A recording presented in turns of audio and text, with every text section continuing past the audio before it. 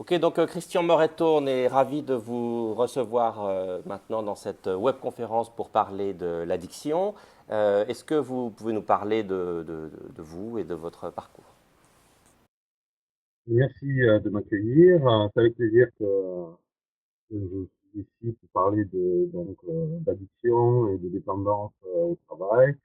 Bon, j'ai un parcours un peu atypique dans la mesure où de formation je suis ingénieur. J'étais ingénieur, maintenant je suis plus du tout. Euh, et après cela, en voulant changer de carrière, je me suis orienté vers la psychothérapie et je suis parti étudier en Italie auprès du professeur Dr Nardone. Bon, actuellement, je suis un des chercheurs associés et un des correspondants et thérapeutes associés à New York, aux États-Unis. Donc, aux États-Unis, j'ai travaillé en hôpital psychiatrique, j'ai travaillé en clinique de traitement de toxicodépendance. Et là, je travaille donc dans cette clinique pendant 5 ans, où j'ai appliqué le modèle stratégique au- euh, pour les soins de la toxicodépendance et de tous les problèmes reliés à l'usage de stupéfiants et tout ça. Euh, depuis maintenant 3 ans, je suis de retour sur New York et là, en ce moment, je travaille dans une clinique qui s'appelle le Floating Hospital, euh, où je m'occupe moins de toxicodépendance, mais beaucoup plus de tous les problèmes euh, santé mentale, de la schizophrénie allant vers les attaques de panique, et toujours en suivant les protocoles créés par Dr Nardone et Arezzo, et tout en étant chercheur et thérapeute associé avec le centre de thérapie stratégique. Donc, donc aujourd'hui, notre propos sera d'explorer les problèmes liés au comportement de toxicodépendance et de dépendance aussi comportementale, et plus particulièrement au niveau du travail. Parce qu'il existe plusieurs types d'addictions. Les addictions sont généralement, c'est un mot qui est plutôt retenu pour parler des dépendances sans produit, hein, ce qu'on appelle les toxicomanies sans drogue. Hein. Donc là, les comportements sont aussi variés qu'il y a de sources de plaisir. Ça peut être les jeux, l'achat, le sexe, Internet, ça peut être le travail, ça peut être la course à pied, ça peut être des tas de choses qui, généralement, produisent un plaisir. On parlera dans ces cas-là plutôt d'addiction. Euh, voilà, un comportement très addictif et très tout à fait moderne, hein, c'est la compulsion à l'achat en ligne ou la compulsion de recherche d'informations en ligne. À tout le temps vouloir vérifier qu'on a la dernière information, la plus update et la plus à jour. Et donc ça devient un comportement compulsif basé sur une recherche de contrôle ou de plaisir. Ensuite, la dépendance est plutôt couramment employée pour tout ce qui concerne l'usage de substances psychoactives. Alors, donc l'absence de consommation entraîne ce qu'on appelle le syndrome de dépendance et donc amène de la douleur. Okay, c'est le withdrawal en anglais.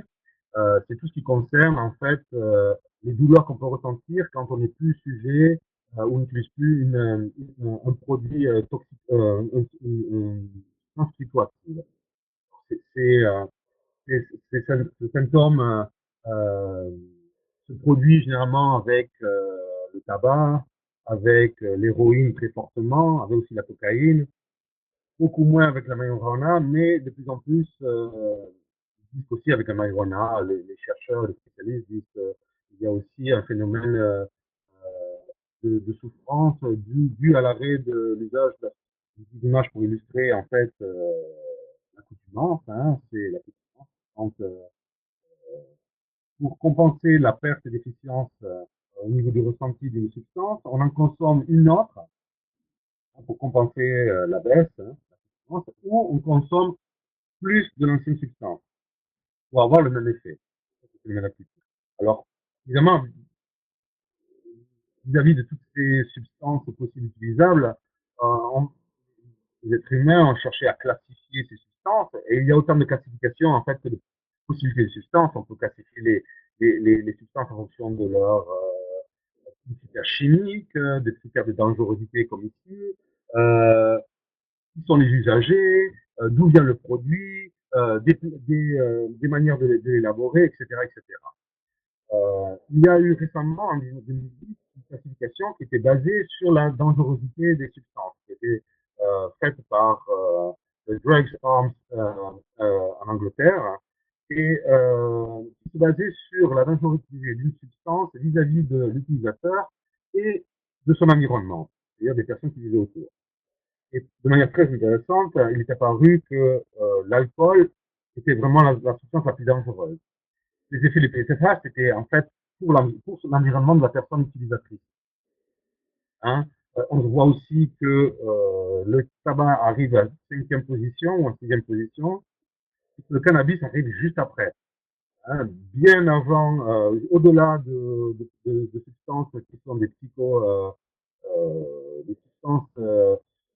qui vont entraîner des hallucinations, et juste après la cocaïne. Donc c'est quand même très intéressant.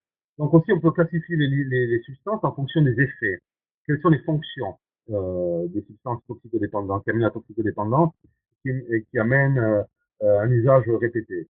Les fonctions, la première des fonctions, c'est la fonction de défense, délire, se démolir. Donc ça sert en fait à complètement oublier, passer au-delà, passer dans un autre monde et être en complète, dirais-je, en complet déphasage par rapport à la réalité.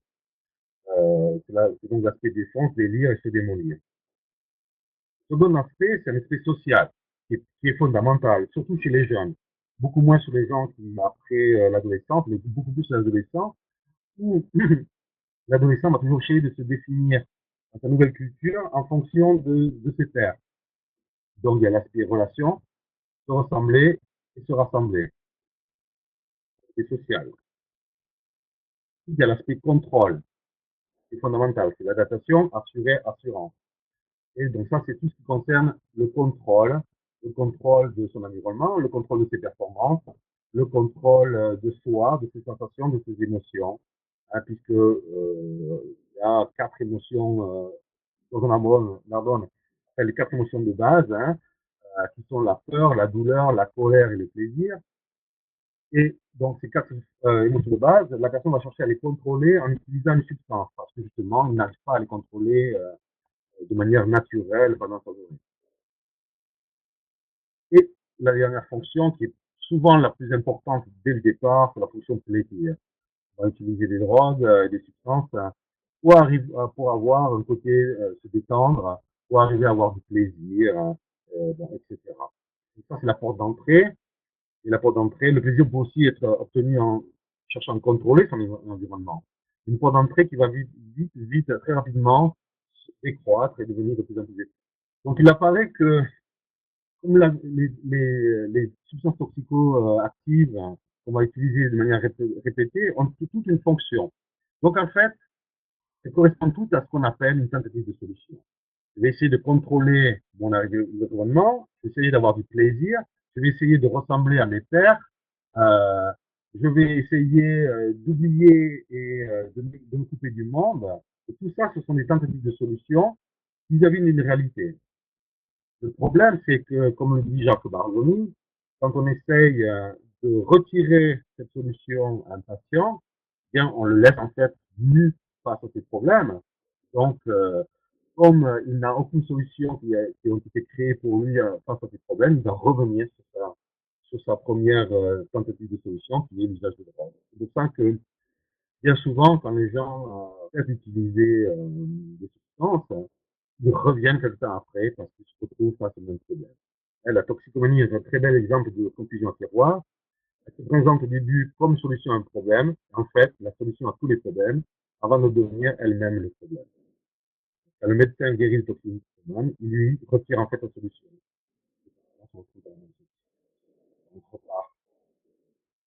Donc, il est clair que si on veut un jour arriver à travailler sur les problèmes de toxicodépendance, travailler évidemment sur problème oriented, sur le problème, c'est-à-dire sur la substance, sur l'utilisation. Il faut travailler aussi solution oriented. Il faut travailler sur un espace dans lequel les problèmes qui ont conduit l'utilisation ne se présente plus. Du moins, trouver une manière de pouvoir faire face à ces